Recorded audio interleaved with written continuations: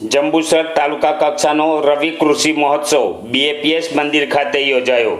વિકાસ સપ્તાહ 24 વર્ષ જનવિશ્વાસ સેવા અને સમર્પણ અંતર્ગત કૃષિ વિકાસ દિન અને રવિ કૃષિ મહોત્સવ 2025 તાલુકા કક્ષાનો કાર્યક્રમ જંબુસર બીએપીએસ મંદિર ખાતે ધારાસભ્ય ડીકે સ્વામીના અધ્યક્ષસ્થાને યોજાયો હતો, જેમાં જંબુસર તાલુકામાં અલગ અલગ યોજના હેઠળ 898 લાભાર્થીઓને 3,35,84,000ની રકમ સહાય ચૂકવવામાં આવી હતી તથા જંબુસર તાલુકાના 41,687 લાભાર્થીઓને પીએમ કિસાન યોજના અંતર્ગત 8,33,00,000 રૂપિયા સહાય ચૂકવવામાં આવી।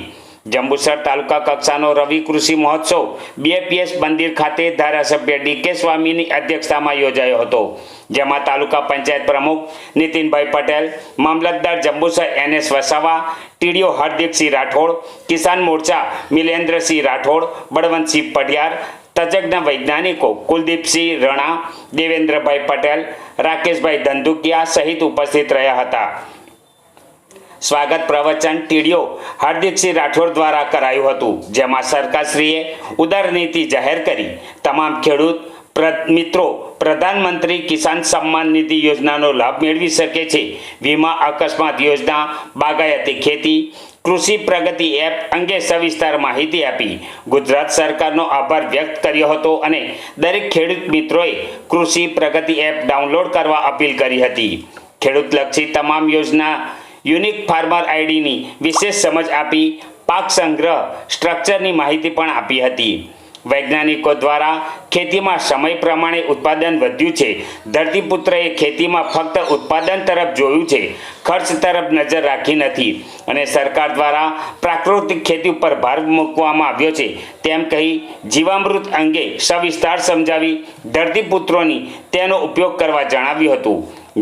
જમીનમાં જીવાણુની સંખ્યા ઘટી છે। જીવાણુ છે તો જ જીવન છે અને તો જ પાક ઉગે છે। પેસ્ટિસાઇડથી કેન્સર થાય છે। આપણે સ્વયં જાગૃત થઈ પ્રાકૃતિક ખેતી કરવા સંકલ્પ લઈએ।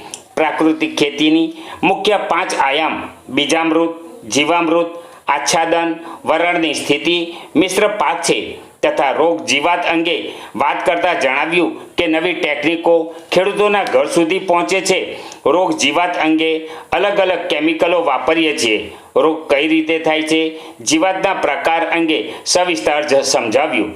ધરતીપુત્રો અવિચારી દવાનો ઉપયોગ કરે છે। ફૂગથી થતા રોગ, બેક્ટેરિયામાંથી થતા રોગ અલગ છે અને તેની દવા પણ અલગ હોય છે તથા વાયરસથી થતા રોગની કોઈ દવા નથી।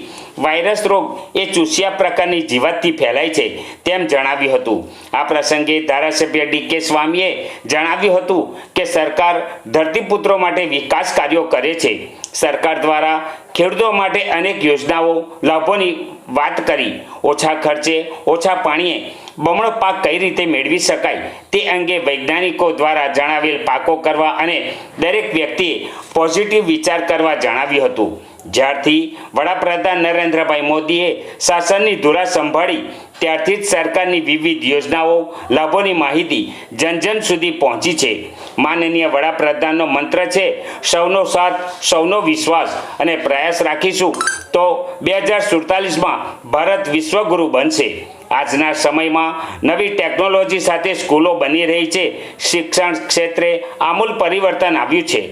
આવનાર વર્ષ દરેક માટે સારું જાય તેવી પ્રાર્થના કરી હતી।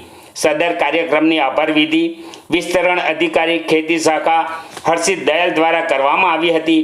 આ પ્રસંગે BTM જંબુસર આત્મા પ્રોજેક્ટ રંગુસિંહ મકવાણા, ગ્રામસેવક જીતેશભાઈ રાઠવા તથા ખેતીવાડી શાખા કર્મચારી ગણ, તાલુકાના ધરતીપુત્રો, ભાઈ બહેનો મોટી સંખ્યામાં ઉપસ્થિત રહ્યા હતા।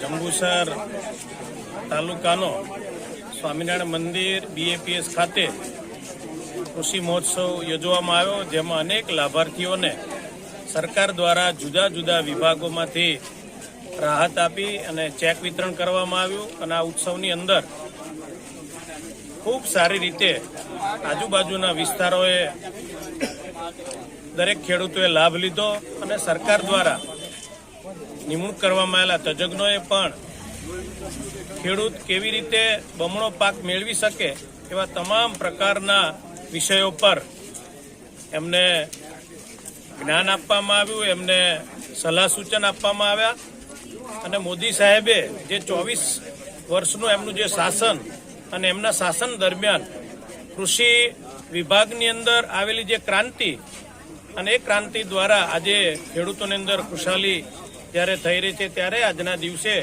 હું તમામ ખેડૂતોને ખૂબ ખૂબ શુભેચ્છા પાઠવું છું. આવનારું વર્ષ, નૂતન વર્ષ એમના માટે ખૂબ સારું રહે અને મોદી સાહેબનો જે સૂત્ર છે સૌનો સાથ, સૌનો વિકાસ અને સૌનો વિશ્વાસ, એ પણ આપણે સૌ સાથે મળીને આ સૂત્રને સાર્થક કરીએ. અસ્તુ, ધન્યવાદ. વંદે માતરમ. ભારત માતા કી જય.